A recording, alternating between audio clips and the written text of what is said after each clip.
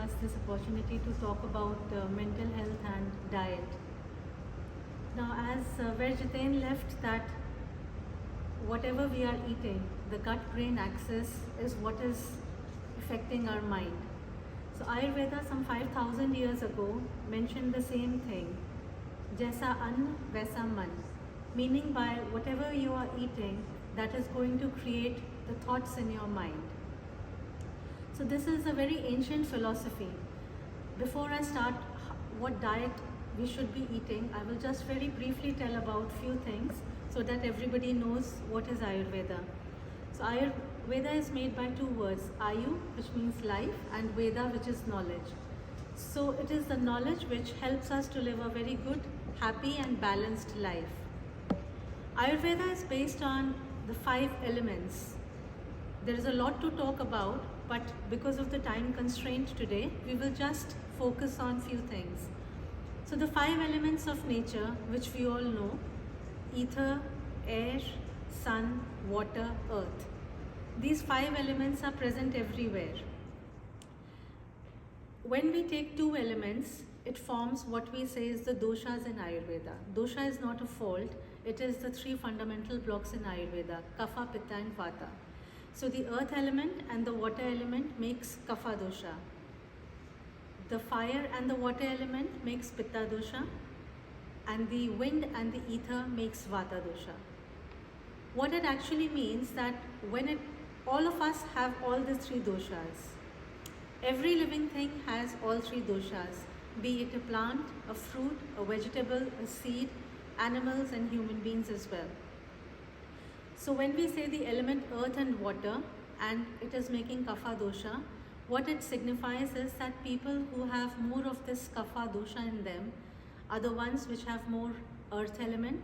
They are more robust, more muscular, more strong and sturdy. That is the physical appearance. In terms of their bodily functions, they are very much in balance with their things. They are neither very dull or nor very ambitious in life. They have that middle path going on in their life if Kapha dosha is balanced. But if it gets out of balance, in terms of mental faculty as well, because earth is a predominant element, they are very grounded. These people will never be impulsive. But when they go out of balance, which we call Vikriti of the dosha, then these people show the tendency of being greedy and being too much attached. So that is the problem with and the properties of Kapha dosha. Pitta dosha is made of fire and water element, and people with normal Pitta dosha are the ones who are very bright, like sun, intelligent, very organized, very methodical. In terms of their brain, they are very ambitious, workaholics, but all in good sense. So if this is balanced, it leads to a very fulfilling and satisfied life. But if Pitta dosha gets out of balance, these same people have a tendency to be more judgmental, very angry, critical, jealous, having a lot of hate in them, because all that is heat which is there in the body, which gets trapped up and manifested in the mental emotions. And lastly is the Vata dosha, which is air and ether element.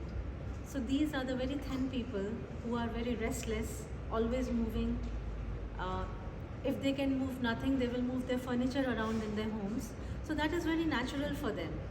In terms of their mental faculty, these people are very spiritual because they are having air and ether, which is the abandoned element in Brahmand. So these people have an inherent tendency to be spiritual. But when it gets out of balance, they are very ungrounded, like air. They are just very restless. So panic attacks, stress, anxiety, that is quite natural to these people. So when we are actually looking at everything, the Kapha, Pitta, Vata is present in all of us in different proportions. It is how much we are manifesting the dominant trait that basically helps us to live our life. Now Guruji is doing the Bhagavad Gita chapter in which the Sattva, Rajas and Tamas, 3 gunas have been taken. So the Sattva, Rajas, Tamas equivalent to Kapha, Pitta and Vata. The tamasic quality is the Kapha quality. But tamas not in a negative way. Kapha people are very grounded, they have that inertia. So the tamas is also the inertia which is needed in our lives. So rest, sleep is a tamas, but only when it is in balance. When it gets out of balance, these people are the ones who get really lazy, they are not motivated. So you can see that there is a correlation of balance and disbalance. And sattva, rajas, tamas, when we equate, pitta is equal to rajas. So when it is in balance, these people will again be very much, as I said, ambitious, being motivated, wanting to achieve things, do something more than what is actually needed. But when it gets out of balance, again, rajasic qualities, they will be too much of irritability, anger, hurt again. And sattva is equivalent to vata, so which is purity, which is lightness, which is softness, all that is seen in the vata element. So this was just a brief overview I wanted to give, because in Ayurveda, one thing fits all does not work. All of us are different, all of us have different proportions of things, and the sattva, rajas, tamas, the kapha, pitta and vata, they basically make our individuality. Like we have different fingerprints, we have different dosha system in Ayurveda. As Jiten mentioned, the Garbha Sanskara, even at that time, when a mother is nourishing a baby, all these three faculties are working. The Kapha is making, the earth element is forming the baby, Pitta is the heat energy, and Vata is forming all the prana systems in the baby. Now when we see that these five elements are present in all of us as Kapha, Pitta and Vata, and they are present in the food as well, whatever we eat from plants, seeds, grains, these five elements are present in them as well. So that is where our intelligence has to see what we have to eat and what we have to avoid. When we talk about food, we know that Ayurveda says that there are 6 tastes of food, which is Madhur, Amal, Lavan, Katu, Tikt, Kashayan.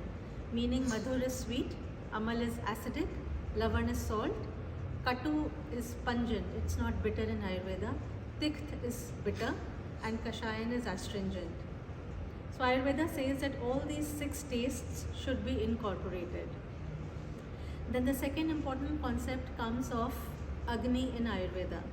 The Jaఠragni is a digestive fire, and that is the root cause of good health. If we have good Jaఠragni, whatever we eat will be digested, absorbed and assimilated well.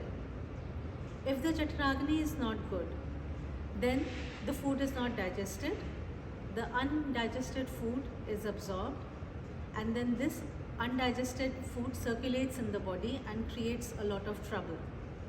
I will explain here by giving one example.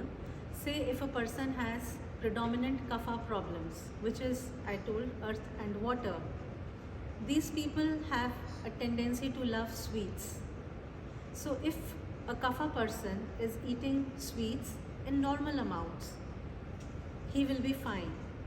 But when the tendency to eat refined food is there, refined sugars, then this lot of sugar metabolism goes on in the stomach, food is not digested, this sweetness travels to the blood, it travels in all parts of the system, and when this sweet blood reaches the brain, where a different type of kapha is there, the tarpak kapha which we say in brain, then that stagnates and it creates cloudiness, fogginess in mind, where we lose clarity and depression can set in. So very small things like how diet can be actually related to depression can be easily understood through Ayurveda. So when we say sweet, it is not actually the refined sweet, it is the inherent sweetness of rice, of wheat. It is not the refined sweets what we get like chocolates or Indian sweets. That is not categorized as sweets in Ayurveda. So we talked about 6 tastes, we talked about Agni, and another thing which I would like to say is about Virudhahar. Virudhahar is the combination of different foods which we may think is healthy, but ultimately it is not healthy because body's intelligence is challenged. Like if we take milk and yogurt, we may argue that they are made of the same product, milk. But milk and yogurt should not be consumed together. Likewise, milk should not be consumed with any fruits. What the shakes and smoothies which we drink is not greatly advocated. It is actually said by Ayurveda not to have these things. Even yogurt with fruits should not be had. Milk with cereals is also not advised as per Ayurveda, because cereals are very dry and they are not good. There is a way to prepare cereals if you have to eat them. It's not just mix the milk and have the cereals. So Virudahar is the different combinations which have to be avoided. Any kind of melon should be avoided. If at all you have to eat, there should be a gap before and after eating any kind of melons. Similarly, with certain non-vegetarian food products and meat as well, there are certain restrictions. Although Ayurveda does not promote non-vegetarian, but in some illnesses where special nutrition is needed, just as an aushadhi, they say that this can be taken, but that too has certain guidelines. Now, with this background, I will just like to say that when we have a tendency of any of the doshas, Kapha, Pitta or Vata, there is a certain kind of food which we should eat and certain food which we should avoid. So people who are having high Kapha in them, that is the more robust people or more muscular people, they actually have a lot of elements of the earth in them. So in themselves, these people they are having that inertia, so they don't need heavy food. They need light food, which is nourishing, which can be digested. The Pitta people, they are having a lot of heat in them. So there will be natural tendency to like spicy food. For some time and for some level it is good. But then you have to be wise in choosing what kind of spice. Black pepper is a sattvic spice product. So that is something which they can use in moderation. But green chilies, red chilies, a lot of other spice which helps to create the food to be tasty, but it is going to create more problems in people who are having Pitta disorders. It will increase the inflammation, make the blood acidic, make them prone to more allergies, autoimmune problems. So the choice of food is really essential. Then comes the Vata people, who are the thin, lean people, very active. Because they are very active, they are always munching, so it's basically salads and raw foods, which again is not greatly advised by Ayurveda. They always say it is good to have a balance of raw products, but not with cooked products. So whenever we are eating something raw, it should be a small portion. Preferably have a dressing of olive oil and salt and black pepper, so that it is a bit heavy on the system and not very light. And it should not be mixed with the cooked food. Cooked and raw foods should be kept separately.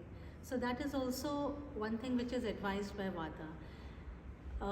One thing more which I would like to tell is that our 24-hour cycle is divided into Kapha, Pitta and Vata times as well. And that is where we should have our meal times. So from 2 a.m. to 6 a.m. is the Vata time, where we should be exercising and doing our yoga, pranayama and exercise. 6 to 10 is the Kapha time. So that is the time when it is heavy in the atmosphere.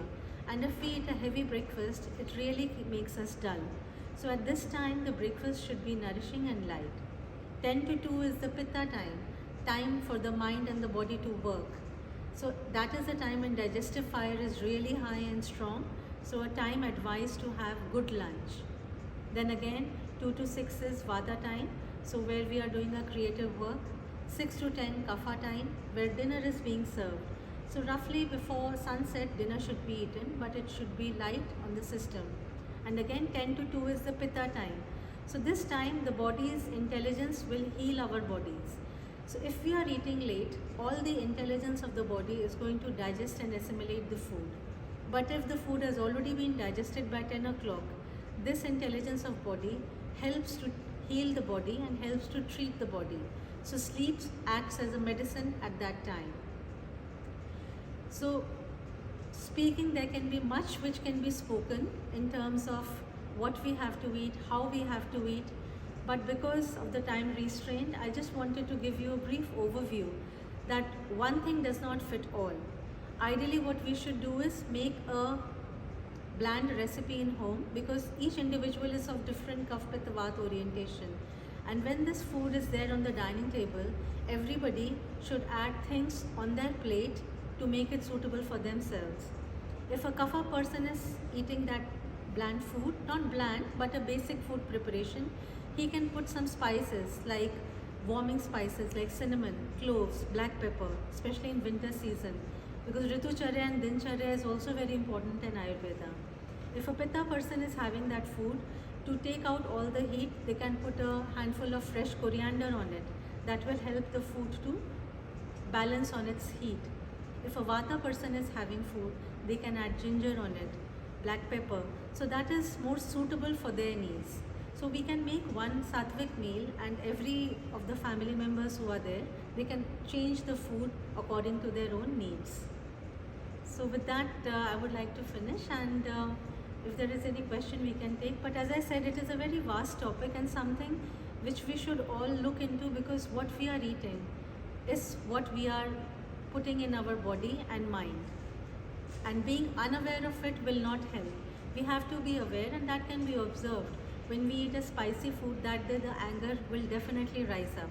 When we eat a restaurant food or a lethargic food, mushrooms or a non-vegetarian, mind doesn't work that well. There is not that much of clarity. So if we analyze and be sensitive to our body, we can correlate what we are eating and how we are feeling. So with that, I'd like to end. Thank you very much.